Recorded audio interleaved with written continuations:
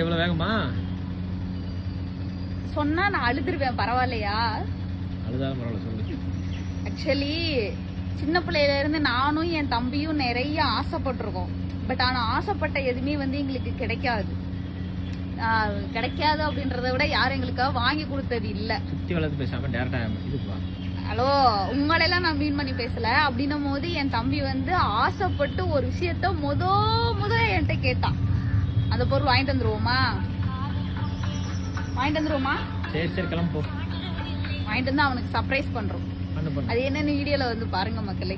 அவனுக்காக ஆசைப்பட்டு ஒரு பொருள். பட் அவன் எக்ஸைட் ஆவானா என்னன்னு எனக்கு தெரியல. பாப்போம். ஐபோன் என் தம்பிக்கு.